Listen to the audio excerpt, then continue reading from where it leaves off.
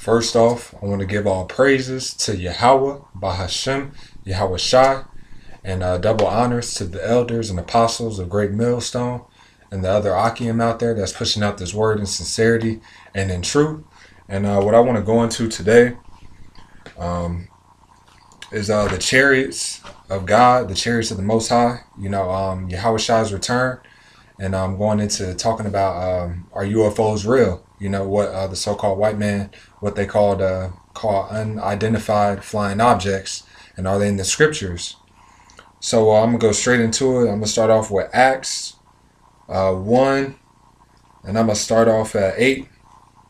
And if you don't have a red letter Bible, the verse here, starting off in this first verse 8, this is Yahawashi speaking. It's in red lettering.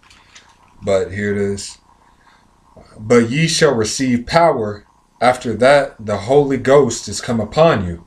And ye shall be witnesses unto me both in Jerusalem and in all Judea and in Samaria and unto the uttermost part of the earth. And when he had spoken these things, while they beheld, he was taken up, and a cloud received him out of their sight. So right there it says that a cloud received him out of their sight, and that's how he was taken up. So does that mean that a actual cloud, a white fluffy cloud, took him up in the air? Is that what happened? Kind of like on I don't know if you brothers used to watch Dragon Ball Z or anything like that. They always riding on those clouds and everything. So was it something like that? But let's go. I'm gonna go to a quick precept on that. This is Psalms 104. Let me see.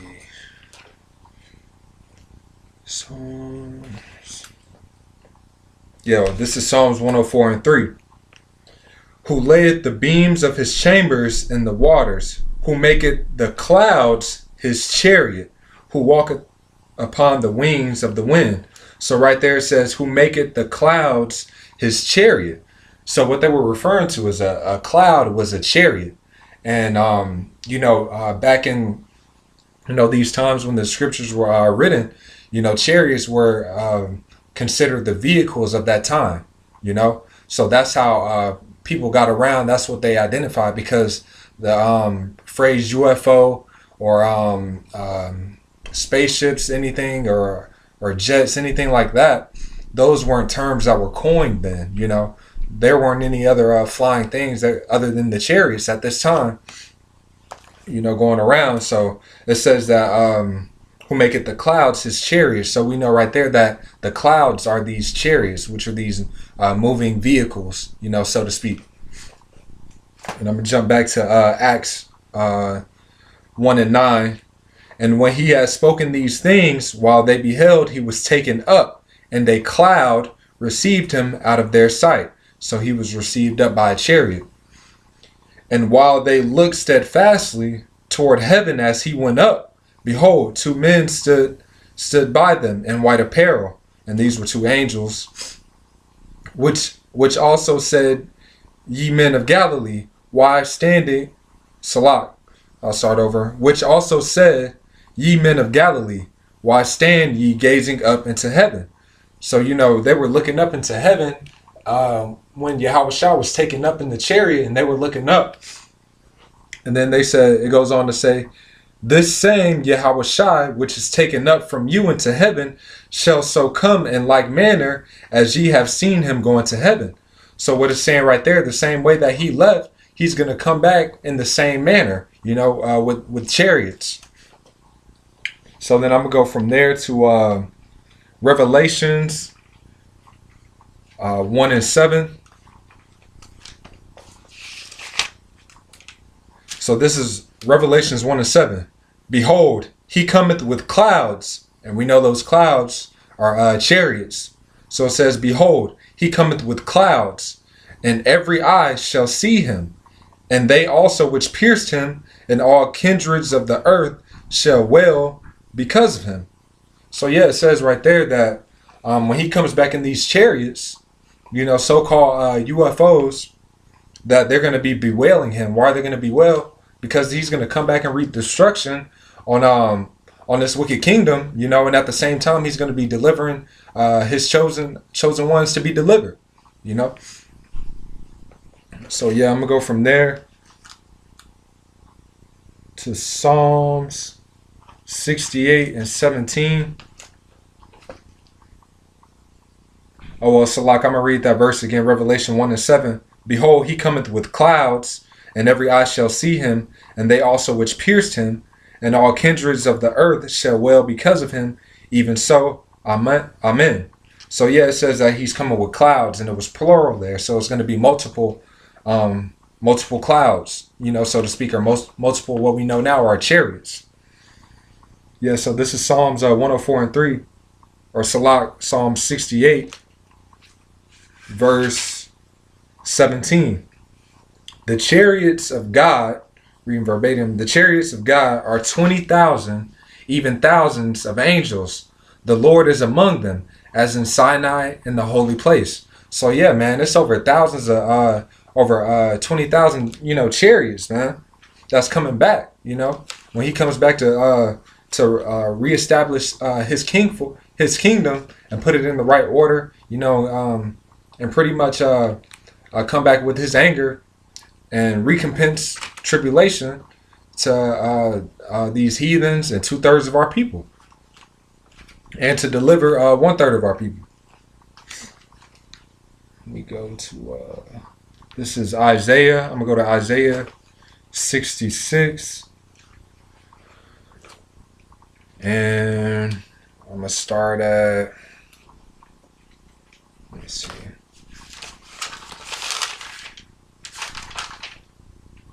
I'll start at 14.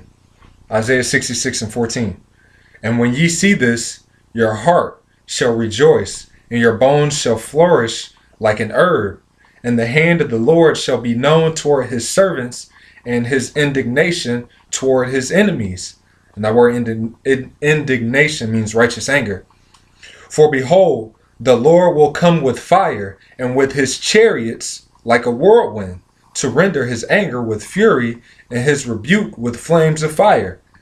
So it says right there, man, he's coming back, and yeah, just how it says, man, to render his anger with fury, and his rebuke with flames of fire. So these chariots are going to come back and be reaping destruction to this land. It's already going to be all hell breaking loose when these chariots come. You know, it's going to be that it's going to be famines already going on. You know, the race riots would have been popping off and everything. It's going to be all hell breaking loose, you know.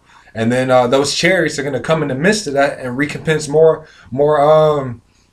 trouble, man, and bring more destruction to this place and deliver his people. So yeah, and then from there, I'm gonna go on to 1 Thessalonians chapter 4. Let me see. 1 Thessalonians 4, and I'll start at Salah. I'll start at 14. Yeah. No, I'll start at 13.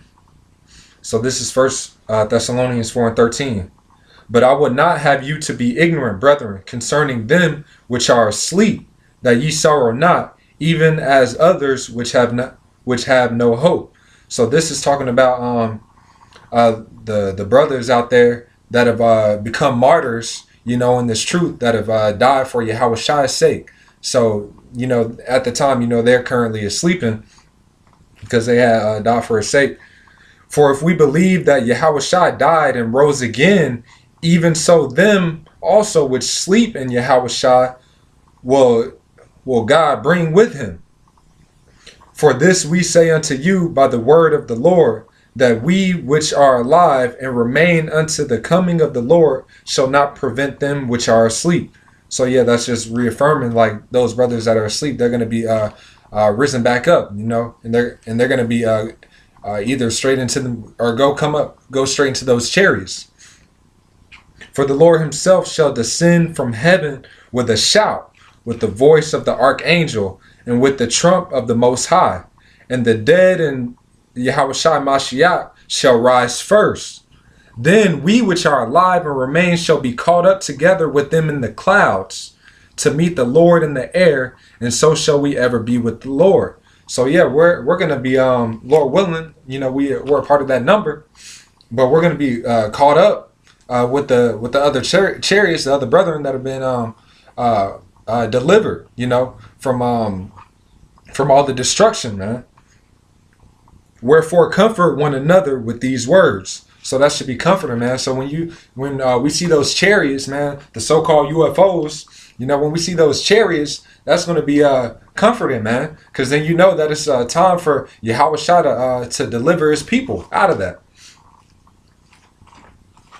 And let me see. I'm going to go to Revelations 11 and 12.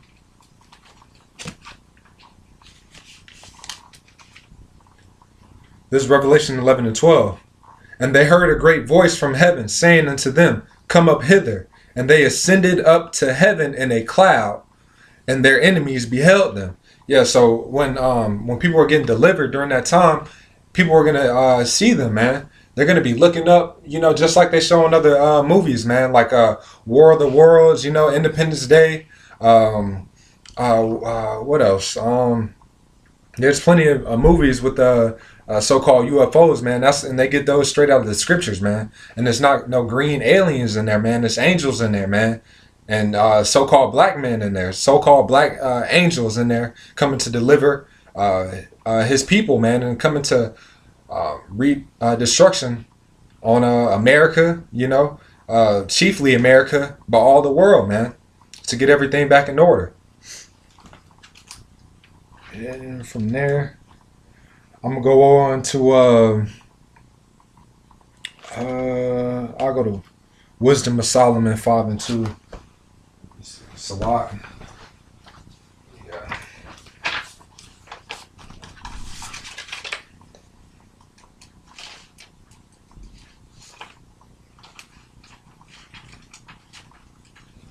Yeah, so this is Wisdom of Solomon, chapter 5, verse 2.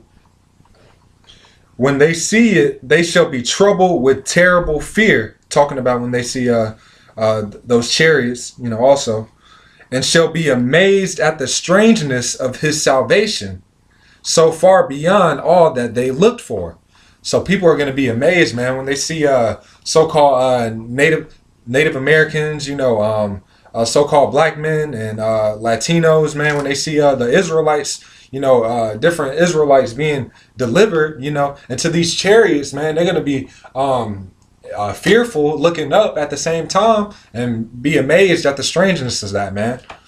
So yeah, man, I just want to bring that out with the chariots, man, and they're in all types of movies, man. That stuff's not made up, man. Esau, what he likes to do, man, he likes to give you a little bit of truth and then spin a lie into it, man. That's how he gets you caught in, because the truth will bring you in, but it's those lies that have you go off, man. But he gives you a little bit of that. But that's what those chariots are, man. That's what those so-called UFOs are, man. They're chariots of the Most High. And when you see him, man, and those in the days when he's about to deliver his people, man, we should be joyful, man. We should be happy. We might still be somewhat fearful, thinking like, man, is he gonna deliver me? Did I do everything that I need to do? Did I truly endure into the end? Was I going off and this and that and the third? But you know what?